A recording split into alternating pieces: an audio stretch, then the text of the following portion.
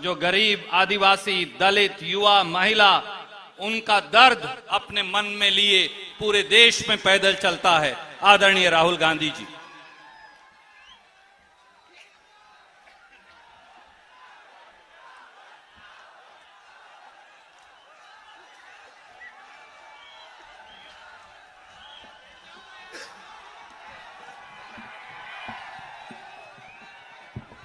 जगह बनाइए।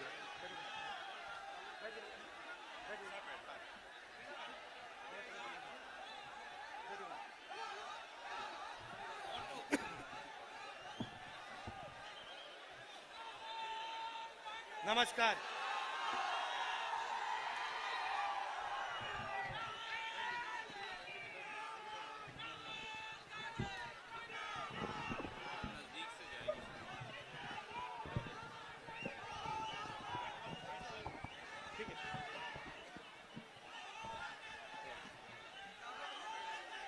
रणदीप सुरजेवाला जी,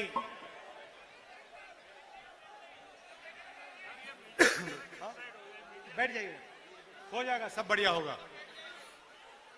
रावत जी, बाला बच्चन जी, किराडे जी, राजन मंडलोई जी, मोन्यू सोलंकी जी, मक्खन सिंह सोलंकी जी, स्टेज पे कांग्रेस पार्टी के सब नेता, हमारे प्यारे कार्यकर्ता, भाइयों और बहनों, प्रेस के हमारे मित्रों, आप सबका यहां बहुत बहुत स्वागत, नमस्कार।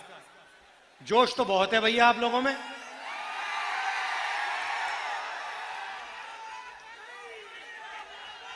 अच्छा, मैं एक बात समझना चाहता हूं। कन्याकुमारी से मैं कश्मीर चला और रास्ते पे हजारों लाखों युवाओं से मैंने बात की। रास्ते में मुझे जब भी मैं किसी से पूछता था क्या कर रहे हो, मुझे जवाब मिलता था हम बेरोजगार हैं।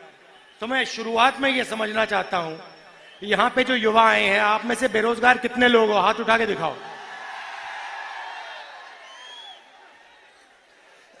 तो ये आपने जो हाथ देखे, ये बेरोजगारी के हाथ हैं। शिवराज चौहान, नरेंद्र मोदी जी वाली सरकार जो युवाओं के लिए करती है, उसका सबूत है। मध्य प्रदेश के किसी भी युवा से पूछो क्या करते हो, जवाब मिलेगा बेरोजगार हैं, कुछ नहीं करते। सही है, गलत है? भाइयों और बहनों, बेरोजगारी मध्य प्रदेश में क्यों है? क्योंकि मध्य प्रदेश की सरकार और दिल्ली की सरकार सिर्फ बड़े उद्योगपतियों को मदद करती है। रोजगार कहां से आता है? छोटे व्यापारी, स्मॉल और मीडियम बिजनेस, छोटे उद्योग, छोटे दुकानदार, ये लोग प्रदेश को और देश को रोजगार देते हैं। और जीएसटी के कारण, नोटबंदी के कारण जो छोटे व्यापारी हैं, छोटे उद्योग हैं, स्मॉल और मीडियम बिजनेस वाले हैं, वो सारे के सारे बीजेपी की सरकारों ने बंद कर दिए। तो सच्चाई आज ये है कि मध्य प्रदेश में युवाओं को रोजगार नहीं मिल सकता। यहां पे आपको गैस सिलेंडर कितने का मिलता है? कितने का? 1200। भैया सवाल पूछना चाहता हूं, छत्तीसगढ़ में 500 का क्यों मिल रहा है? अगर यहां पे 1200 का मिल रहा है, छत्तीसगढ़ में 500 का क्यों मिल रहा है? क्योंकि वहां कांग्रेस की सरकार है, यहां बीजेपी की सरकार है।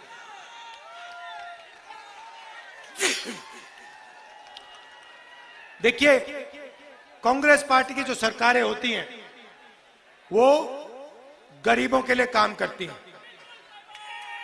अब देखिए, हमने यहां वायदा किया था, हमने वायदा किया था कि किसानों का कर्जा माफ होगा। जब हमारी सरकार आई थी 25 लाख किसानों का हमने कर्जा माफ किया और बीजेपी के लोग इसको सह नहीं पाए। बीजेपी के लोग और उनके बड़े जो उद्योगपति मित्र थे, उन्होंने आपकी सरकार, कांग्रेस की सरकार आपसे चोरी करके छीन ली। सही ना? आपकी सरकार नहीं चलने दी। आपने जो कांग्रेस पार्टी के विधायक जो चुने थे, उनको चोरी करके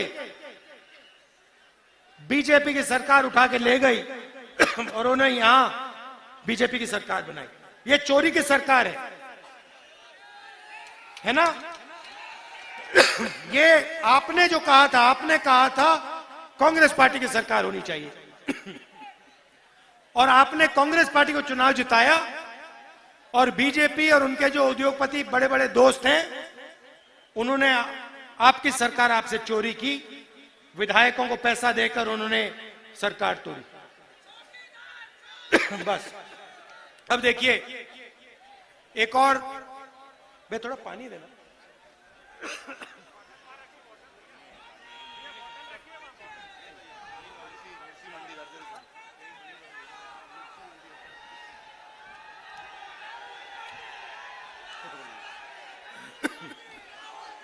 एक और बात, आदिवासियों को, यहां आदिवासी भाई बहन हैं?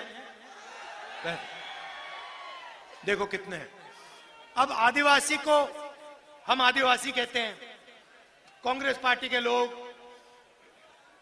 हम आदिवासी कहते हैं, बीजेपी के लोग वनवासी कहते हैं। सुना आपने? या आप मुझे बताओ, ये वनवासी और आदिवासी के बीच में फर्क क्या है? आप आदिवासी हो, आप कहते हो हम आदिवासी हैं, बीजेपी के लोग आपको वनवासी क्यों कहते हैं? ये भाइयों और बहनों, इन शब्दों में बहुत बड़ा फर्क है। आदिवासी शब्द का मतलब वो लोग जो हिंदुस्तान की जमीन के पहले और असली मालिक हैं।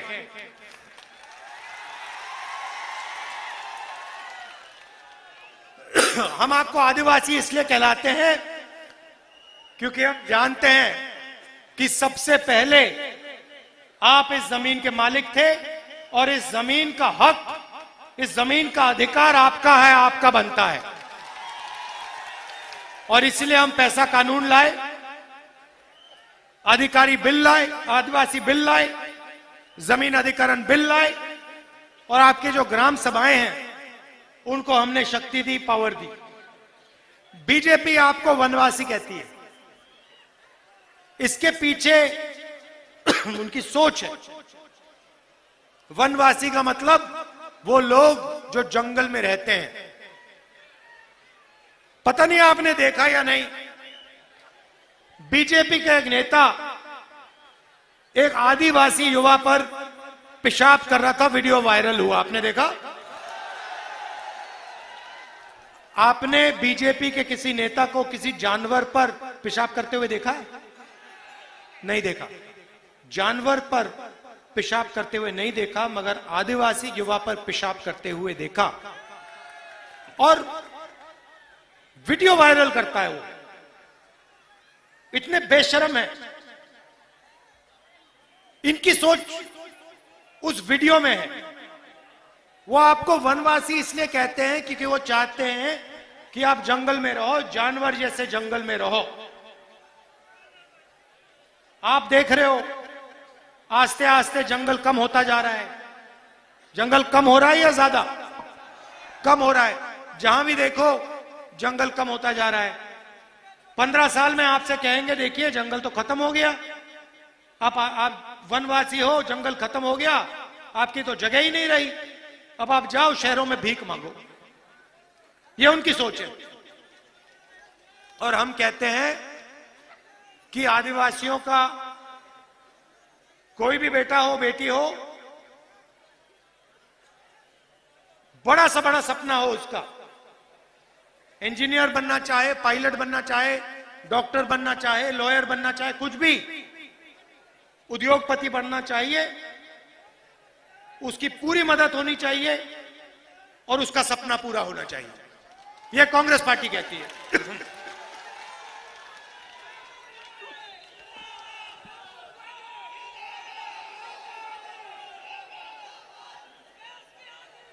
आपने सुना होगा, खासतौर से आदिवासियों से बीजेपी के नेता कहते हैं, देखो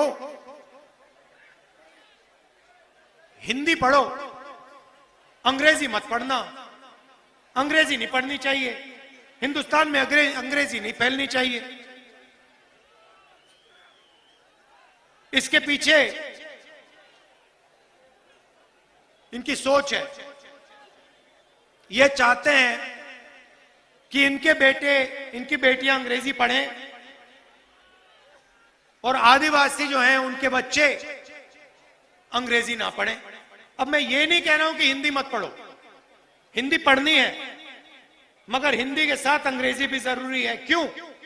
क्योंकि अगर आपको मध्य प्रदेश में काम करना है, मध्य प्रदेश में बात करनी है किसी से, उत्तर प्रदेश में आप जाना चाहते हो, उत्तर प्रदेश में बात करनी है किसी से, तो हिंदी चलेगी।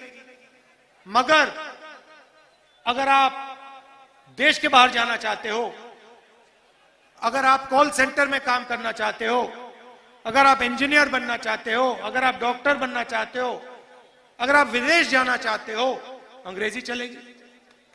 तो हम चाहते हैं आदिवासी बच्चे हिंदी पढ़े मगर अंग्रेजी भी पढ़े, कि जो सपना दूसरे लोग देखते हैं वो सपना आदिवासी भी देख पाए। अब देखिए, छत्तीसगढ़ में चुनाव हो रहा है, यहां पे भैया आपको कपास के लिए क्या रेट मिलता है? 5,000 काफी है?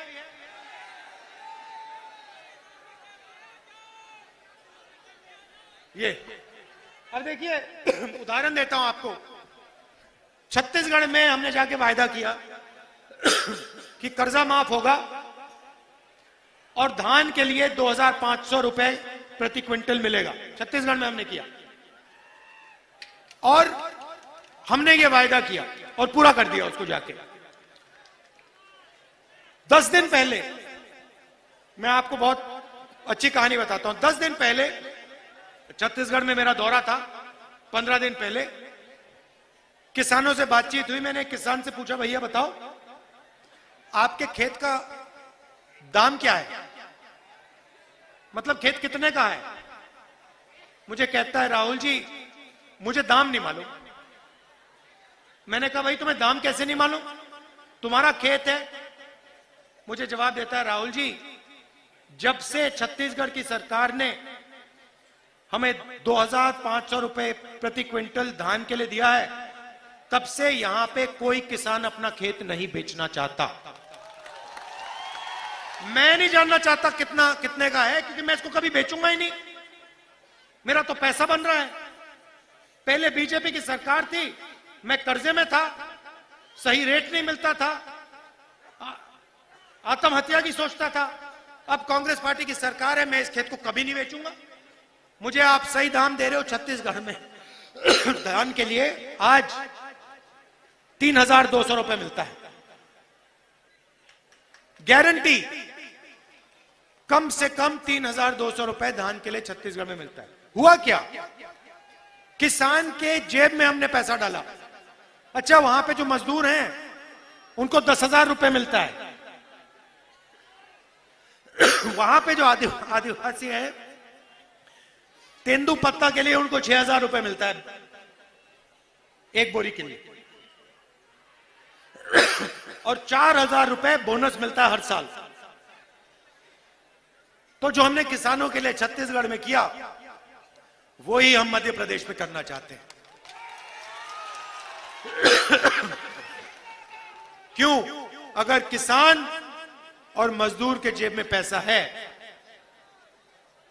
तो वो गांव में, कस्बों में उस पैसे को खर्च करेगा और छोटे दुकानदारों के पास जाकर छोटे दुकानदारों से चीज खरीदेगा।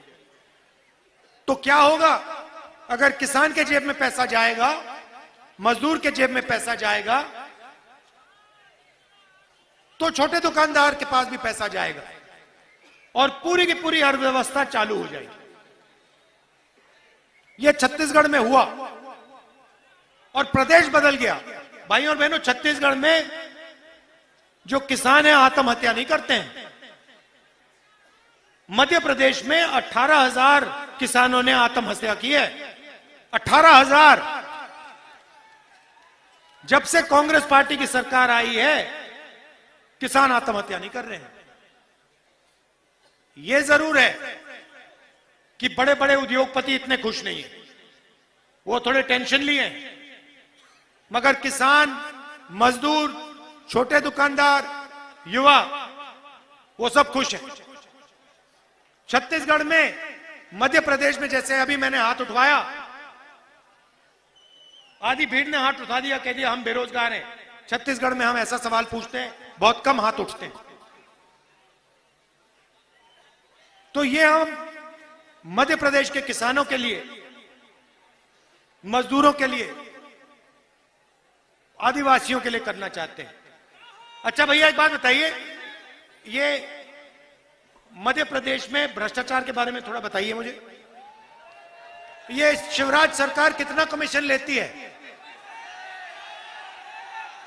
50% कमीशन लेते हैं। अच्छा, ये आपने देवेंद्र तोमर लड़का है, इसका वीडियो देखा आपने? देखा? मोदी जी ने इस पर कोई कार्रवाई की? कोई सीबीआई लगी, ईडी लगी, इनकम टैक्स लगा उस पे? यहां पे जो बच्चों को स्कूल में खाना दिया जाता है, उसका पैसा इन्होंने लूटा?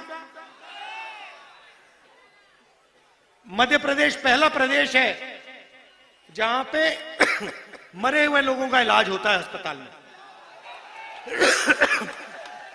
और सबसे बड़ा स्कैम, व्यापम स्कैम, जिसमें इन्होंने आपसे 1 करोड़ युवाओं को नुकसान पहुंचाया और 40 लोगों की मृत्यु हुई। पूरा शिक्षा का सिस्टम था, उसको रद्द कर दिया, उड़ा दिया इन लोगों ने। पटवारी एग्जाम स्कैंडल और एमबीबीएस सीट को बेचा इन लोगों ने। बेचा नहीं बेचा? तो सबसे भ्रष्ट सरकार मध्य प्रदेश की सरकार है। भाजपा सरकार, मध्य प्रदेश की सरकार नंबर 1 भ्रष्टाचार में, सबसे आगे, बेरोजगारी में सबसे आगे, महंगाई में सबसे आगे, भ्रष्टाचार में सबसे आगे। अच्छा, मोदी जी कहते हैं कि पिछड़ों की सरकार है। पिछड़ों की सरकार है। भाइयों और बहनों, अगर पिछड़ों की सरकार है तो नरेंद्र मोदी और शिवराज चौहान जाति जनगणना से इतना क्यों डरते हैं? जैसे ही मैं स्टेज से शब्द कहता हूं जाति जनगणना, ये कांपने लग जाते हैं। क्यों? क्योंकि वो आदिवासियों को, दलितों को, पिछड़ों को अपनी सच्ची आबादी नहीं बताना चाहते। भाई और बहनों, मध्य प्रदेश को 53 अफसर चलाते हैं। मेरे पास यहां पे आंकड़ा पड़ा हुआ है मेरे सामने, मैं बताता हूं आपको। 53 अफसर मध्य प्रदेश की सरकार को चलाते हैं। ठीक है, सरकार को एमएलए नहीं चलाते। हर बच्चा आईएएस की पढ़ाई क्यों करता है? क्योंकि वो जानता है सरकार को आईएएस के लोग चलाते हैं, आईपीएस के लोग चलाते हैं। तो 53 लोग मध्य प्रदेश की सरकार को चलाते हैं। ये जो अफसर हैं, मध्य प्रदेश का पूरा पैसा है, जो बजट का पैसा है, इसको बांटते हैं। शिक्षा में कितना पैसा जाता है, आदिवासियों को कितना पैसा मिलता है, स्वास्थ्य में कितना पैसा जाता है, ये सारे के सारे निर्णय ये 53 अफसर लेते हैं। ठीक है, अब मैं आपसे सवाल पूछता हूं, 53 अफसर में से ओबीसी अफसर कितने? 53 में से भाई और बहनों एक ओबीसी अफसर है। एक अच्छा, अगर मध्य प्रदेश की सरकार 100 रुपए खर्च करती है तो ओबीसी अफसर कितने पैसे का निर्णय लेते हैं? 33 पैसे। मतलब अगर मध्य प्रदेश की सरकार का बजट 100 रुपए होता तो ओबीसी अफसर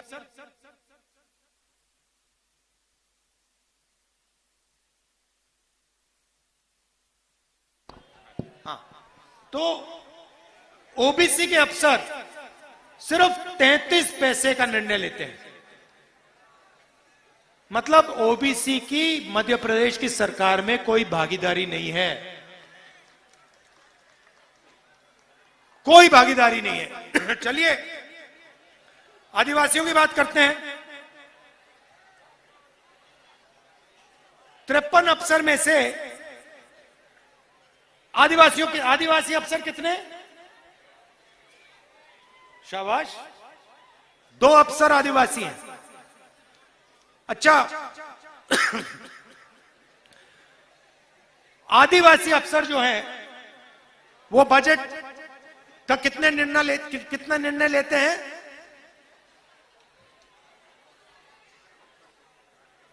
कितना? उससे भी कम। ये 70 पैसे कह रहे हैं, 70 पैसे भी नहीं।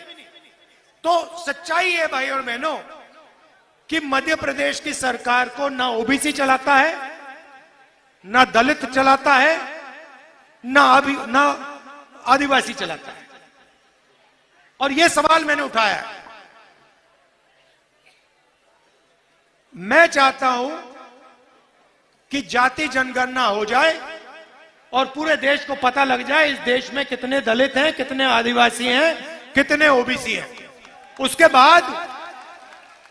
बाद दलितों को, आदिवासियों को और पिछड़ों को सही भागीदारी मिलनी चाहिए। जितनी आबादी उतनी भागीदारी।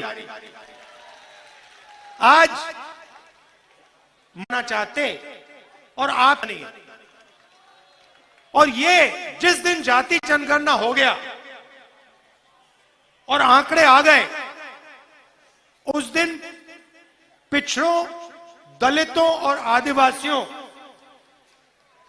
की नई तरीके से कहानी लिखी जाएगी हिंदुस्तान की। और जो आपका हक है वो आपको मिलेगा। बीजेपी में और मुझ में एक फर्क है, सबसे बड़ा इस चुनाव में सबसे बड़ा फर्क, वो नफरत फैलाते हैं।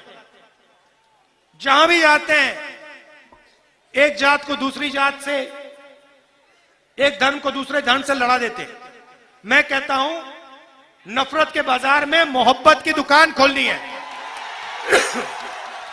अब भैया, अगर आदिवासियों को की भागीदारी नहीं होगी, अगर सरकार चलाने में पिछड़ों की आवाज नहीं होगी, दलितों की आवाज नहीं होगी, तो मोहब्बत की दुकान कैसे खुलेगी? कैसे खुलेगी? अगर आप लोग सरकार में शामिल ही नहीं हो, आपकी 50% आबादी आप शामिल ही नहीं हो, तो मोहब्बत की दुकान कहां से खुलेगी? खुल ही नहीं सकती। क्योंकि मोहब्बत की दुकान की नींव न्याय है। न्याय होना चाहिए, पिछड़ों को न्याय मिलना चाहिए, आदिवासियों को, दलितों को, जनरल को, सबको न्याय मिलना चाहिए। और आज अन्याय का हिंदुस्तान है। यहां पे 53 अफसर हैं, एक ओबीसी का है। 100 रुपए खर्च होते हैं, 33 पैसे ओबीसी अफसर खर्च करता है। इसीलिए मैं कहता हूं मोहब्बत की दुकान खोलनी है और सब वर्ग को न्याय मिलना चाहिए। हर वर्ग को न्याय मिलना चाहिए, कोई पीछे ना रहे। सारे किसानों को एक साथ मिलकर हिंदुस्तान को चलाना चाहिए। फायदा सबको होना चाहिए, 2-3 चुने हुए लोगों को नहीं। अदानी जी हिंदुस्तान के एयरपोर्ट ले गए, पोर्ट्स ले गए, हर बिजनेस में उनका हाथ है। हर व्यापार में आपको अदानी जी दिखेंगे। मगर अगर यहां एक युवा है जो कोई सपना देख रहा है। आपका नाम क्या है? हाँ आप नहीं, जो लाल शर्ट वाले, हाँ गुलाबी शर्ट वाले आप, हाँ हाँ भाई आप, हाँ हाँ श्रीमान दीवान। मगर अगर दीवान छोटा बिजनेस खोलना चाहे, अदानी जी के बेटे के लिए बैंक के सारे दरवाजे खुल जाएंगे। लाखों करोड़ रुपए, 14 लाख करोड़ हिंदुस्तान के 3, 4, 5 सबसे बड़े उद्योगपतियों का नरेंद्र मोदी जी ने माफ किया। भैया आपका कितना कर्जा माफ किया? दीवान जी, नरेंद्र मोदी ने आपका कितना कर्जा माफ किया? 1 रुपया नहीं किया। आप अगर बैंक के पास जाओगे, कहोगे भैया मैं बिजनेस चालू करना चाहता हूं, आपको कहेंगे भैया आप अदानी के बेटे नहीं हो, परे हो जाओ, आपको 1 पैसा नहीं मिलेगा। ये हिंदुस्तान की सच्चाई है। 100, 200, 300 लोग हैं, उनके लिए सारे बैंक के दरवाजे खुले हैं, लाल कालीन लग जाता है। और हमारे युवा जाते हैं, कहते भैया मैं व्यापार करना चाहता हूं, मैं छोटी सी कंपनी चलाना चाहता हूं, कहते नहीं, दीवान जैसे लड़कों को 1 रुपया नहीं देंगे। क्यों? आपने क्या गलती की? आप में क्या कमी है? आदिवासी के बेटियों में क्या कमी है? कोई कमी नहीं है।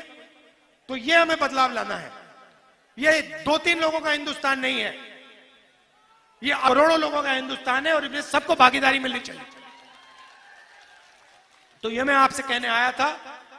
एक चीज की गारंटी मैं आपको दे रहा हूं, मध्य प्रदेश में सरकार आएगी, यहां पे जाति जनगणना शुरू हो जाएगी, दिल्ली में सरकार आएगी, जाति जनगणना शुरू हो जाएगी और हम ओबीसी वर्ग को, दलित वर्ग को, आदिवासी वर्ग को साफ बता देंगे आपकी आबादी हिंदुस्तान में कितनी है और आपका हक कितना बनता है, साफ बता देंगे आप सबका दिल से बहुत बहुत धन्यवाद।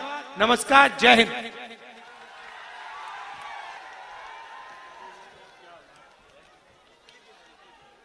मैं जिला कांग्रेस की ओर से आदरणीय राहुल जी, सुरजेवाला साहब और कांग्रेस परिवार सभी आए हुए साथियों का बहुत बहुत धन्यवाद, आभार प्रकट करता हूं। और जितने भी लोग